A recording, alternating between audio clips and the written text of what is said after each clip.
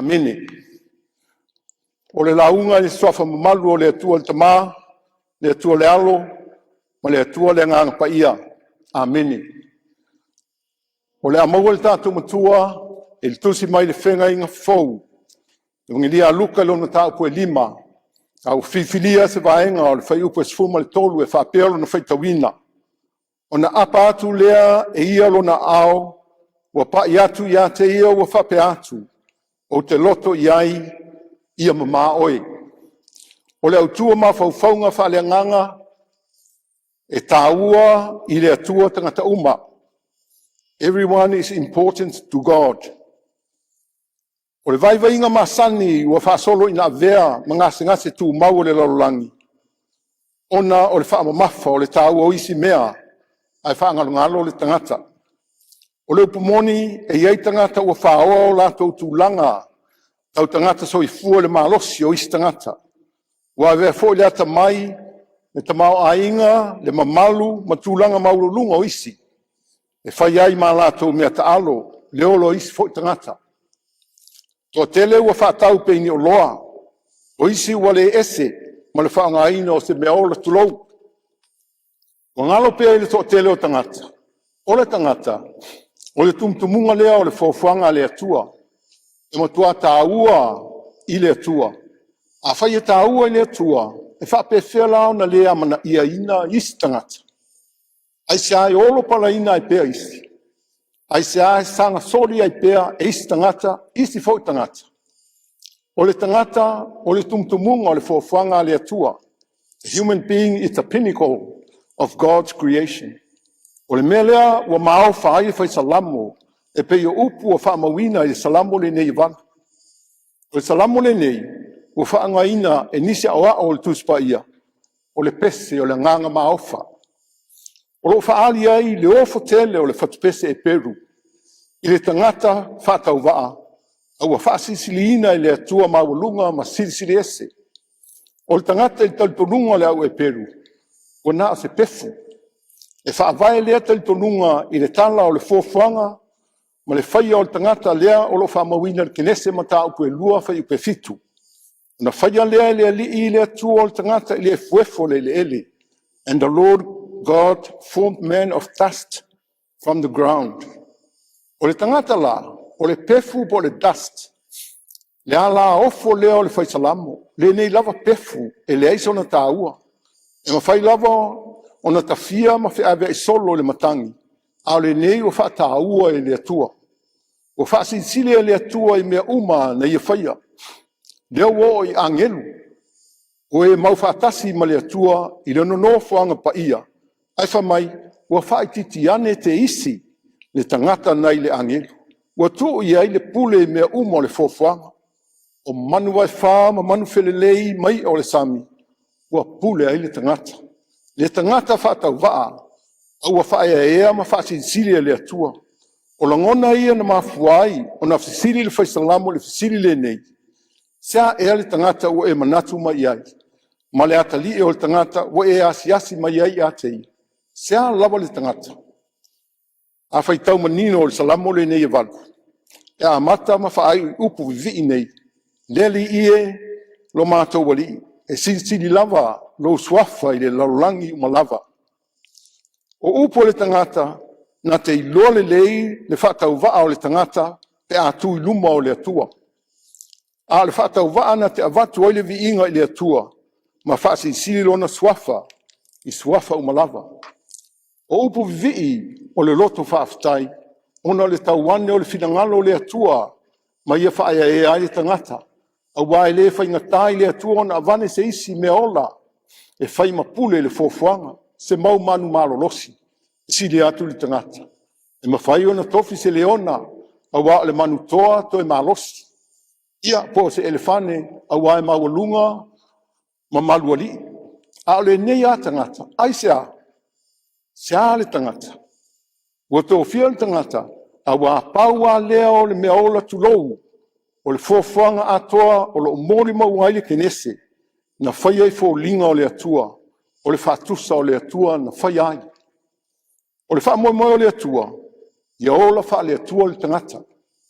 O lana pule foi, e mai le atua, mai ia wha le atua o na pule. Ia tāua ina na pule isi mea, uma o le fofuanga. Ai mai se lava le isi tangata. Tusa po le a le whātau waa i le waa ia isi. I le whātau waa i le sila le atua. O le pela le ana whapa ufawane ia Yesu. O le tangata ua le ai sona tāua. Ua le amane ia ina ma whātau waa i le waa ia isi tangata. Ua tu le ese mai le mea o lo ola ai tangata. Ua whaatu la fono lo naola. Talo whai. O le ata mata ngā le nā o le sosaiete o tangata. Ua whaadia e luka i le tala lea. O le nuu o tangata ua misi atoa ai fo linga o le atua. Ua whaawasenga tangata o lātou tūlanga ma whaafita auli ua maua ai. O le tu o tangata mamai. Ma le tu o tangata maloloina ma au le lei. O vaenga tangata taualoa ma le kengi a tangata lautele. O sosaiete ua sai e tu la fono. Le vano nofo tangata ma ua le aise ola fia ma saulotonga o le tangata lava ia e ola ai. O le pela i taltonunga o le au iutaia, o le mai e mafua ona o le angsala. A ola ina maua aisi tangata, ona tu e sea lea mai le ai, e le to italia ino nofo whaatasi, ma tangata maloloina, e le ngata ina tu e sea i tua pā le ai, ai sa fo i ona lata i aisi tangata, ai siro na leanga, e ai loa se tasi ua pai atu i se le pela. E o fo i le uruato le pela le malu. E tapu ai, na matua i tapua ma le aisa avanoa. Ana o se isi o tātou e maua i le mai. I to tonu i tu ai ngā nuu, mai tu ai ngā so se iete whapea. O le asa ulangona, o te whai atu e sile ai loti. Nei lo le ola ai pupula atu i whainga le alofa whapea. E whia lo mai ti ngā o le mai le pela. Nei lo le ti ngā o whainga le alofa whapea. E tala tu mai le fia malo lo mai le mai. Nei lo le fia sa loto mai le ola le amane ia ina. Na wha alongo lo le pela ua ngā i mai Yesu. E le ito e whaatali. So mai le mōli maua luka. Ua ilo atu e ia o Yesu. O na wha pa ufa oa i lea o ia. Ma ai o i mai. Lea li ie a e fina ngalo i ai. E ma whai lava ia te oi o na wha ma mai ia te. O le wha pa ufa o. O le whailonga o le tu inatu a tōlon tangata whaatau waa i a ao le ali. Lea ua matua aluifo i lalo se i songi i le ele. Ma o le atu, ma le whaatu atua, e ma whai lava Yesu o na wha malo loia. E lea o se whaafita aule le pela le nei, le mawhai ma le mawhai a Yesu o na wha malo loia. Pāua le mea sa whailonga fesili lona loto, e fina ngalo ia Yesu e wha malo lo pele ai. E pe Yesu o tangata o lona sosaiete. Lātou te le mana o mia o ia, ona o le mai, ua mauai. O lana o lenga, le li ie, a e fina ngalo iai, e mawhai. O upo le tangata, e mai le tino, ai le mai le whātua tua. O loo matua tali tonu ma le whātua tua, tau lava ina fina ngalo iai Yesu, ia malo lo. Tusa fo i pe le loto tangata e talia oe, o te loto iai, o ai Yesu ia.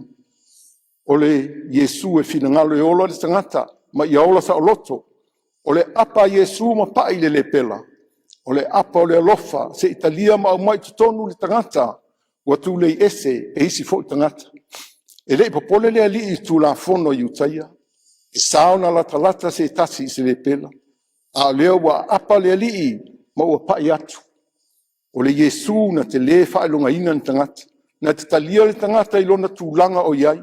Tau lava ina sau ma le whātua tua ia te ia. O na whaola ina lea. E fia Yesu le tangata o talitonu wha maoni ia te ia. E loto ina ia la vea i le tangata. O na e matua ta ua ia te ia le tangata. O le manu lauti lea o lona afio mai i le lololangi.